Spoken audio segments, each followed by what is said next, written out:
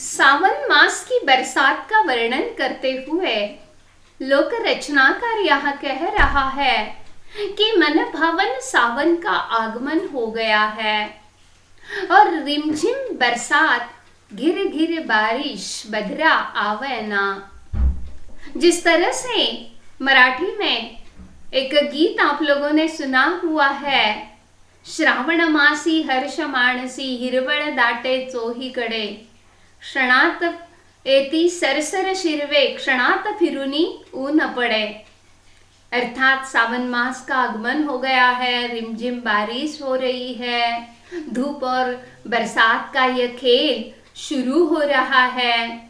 सभी चारों ओर मन को आकर्षित करने वाला बड़ा सुंदर वातावरण है और बादल, कभी ये बादल गरजे बिजरू चमके, पवन चलती पुरवैया ना।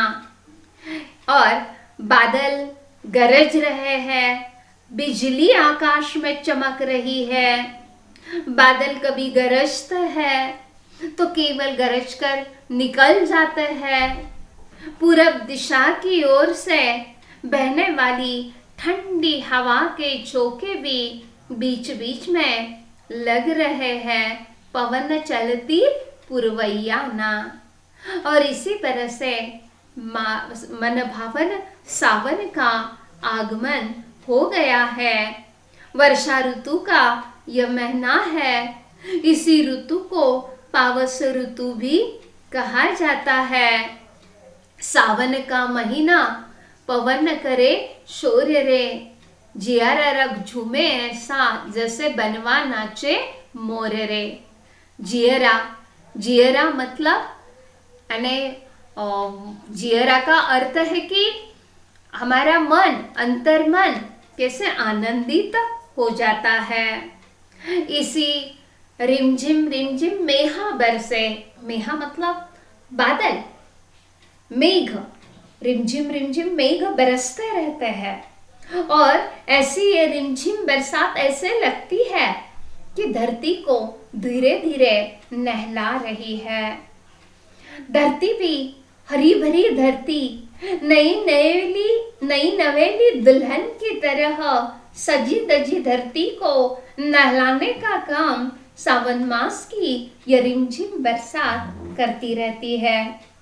सावन मास में अलग अलग प्रकार के त्योहार भी मनाए जाते हैं, इसीलिए मन भावन सावन कहा जाता है।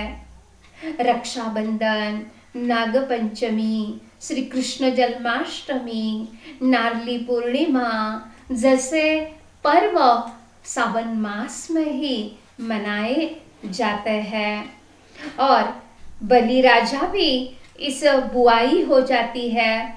बरसात हो जाने के कारण वह भी बड़ा खुश रहता है। तीज त्योहारों को आनंद के साथ मनाया जाता है।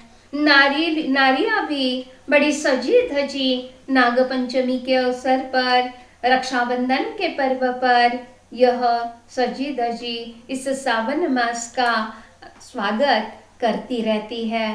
इसीलिए लोक रचनाकार ने सावन मास को मन भावन सावन ऐसा कहा गया है। अब हरी भरी ये नई नवेली दुल्हन धरती को नहाने का काम ये सावन मास कर रहा है। इसके साथ और क्या हो जाता है, इस बात का वर्णन करते हुए लोक रचनाकार आगे कहता है, दादुर मोर पपीहा बोले, जियरा मोर हुलसावे ना, सावन आई गए मन भावन, बदरा गिर गिर आवे ना। दादुर, देखिए यार, दादुर मतलब मेंढक। धरती को नहलाने का काम कैसे किया जा रहा है, कितना सुंदर मनोहारी यह नज़ारा होता है। अभी कुछ महीनों के बाद, जून जुलाई निकल जाने के बाद सावन मास का आगमन हो ही जाएगा। अब उस समय हम लोग भी गर्मी से सरे तपे हुए रहते हैं, जले हुए रहते हैं। सावन का इंतज़ार सबको रहता है। यहाँ मेंढक कैसा बैठकर डराव डराव मेंढक की आवाज है। मोर भी पंख फूल फैलाकर यहाँ आनंद से नृत्य करता है।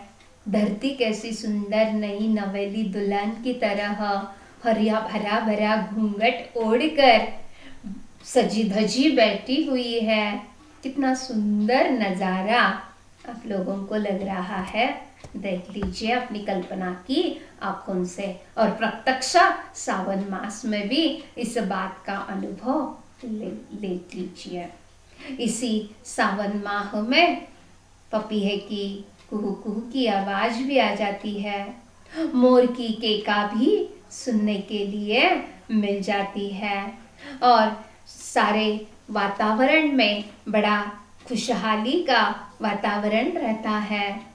सप्तरंगी इंद्रधनु भी बीच में आ जाते हैं, और हमारा मोर पंख फैलाकर नाचने लगता है। लता बेल सब किस तरह से फूलने लगते हैं, इसी बात का वर्णन यहाँ लोक रचनाकार कर रहे हैं। और ये मोर केवल मोर नहीं नाच रहा है, जियरा मोर, हमारा मन रूपी मोर, हमारा मन भी उतना ही आकर्षित हो जाता है उस मोर की तरफ। मोर जिस तरह से पंख फैलाकर नृत्य करने लगता है, उसी प्रकार मनुष्य का मन भी इसी सावन मास में बड़ा आनंदित हो जाता है।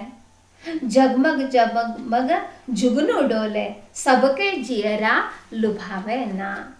यानी जुगनू मतलब काजवा झिंगुर जो है वे भी कैसे चमक रहे हैं जुगनू की तरह।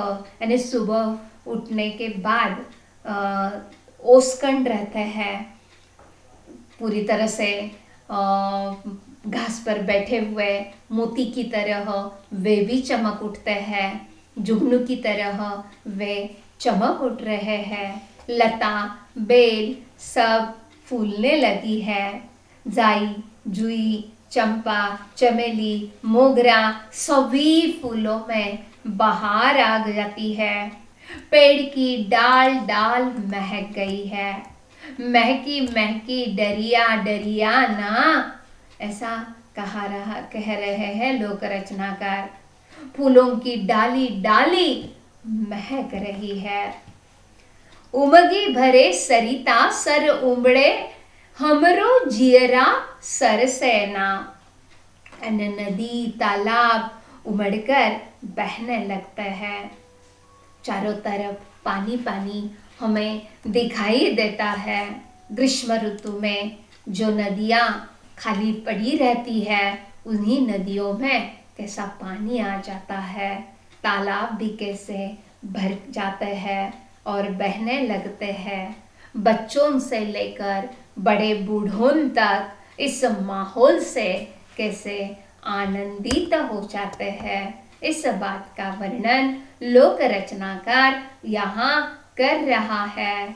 और हमारा जेरा इस नदी की तरह उनका मन भी कैसे उमड़ रहा है, और वह अपनी सजनी को अंत में क्या कहता है, देखिए अंत में शंकर कहे बेगी चलो सजनी, बंसिया श्याम बजावे ना।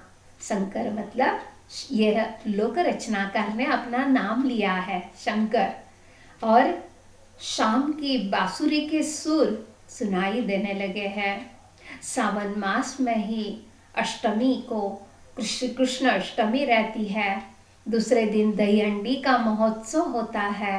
यानी सावन मास में अंत में यह लोक रचनाकार शंकर अपनी सजनी को नायिका से अपने जल्दी चलने की बात कर रहा है। उसे भगवान श्री कृष्ण की बांसुरी के सुर सुनाई देने लगे हैं। इस प्रकार इस मनभावन सावन के आगमन के कारण बदरा घिर घिर आवे ना, और हमारा मन कैसे आनंदित हो रहा है, इस बात का वर्णन इस कजरी के अंतर्गत किया है। इस प्रकार हम लोगों ने इस भाग में पूरी तरह से लोकगीत विधा का परिचय प्राप्त किया और लोकगीत विधा के अंतर्गत दो लोकगीतों की जानकारी प्राप्त की। एक पहला सुनू रे सखिया और दूसरा यह कजरी। धन्यवाद।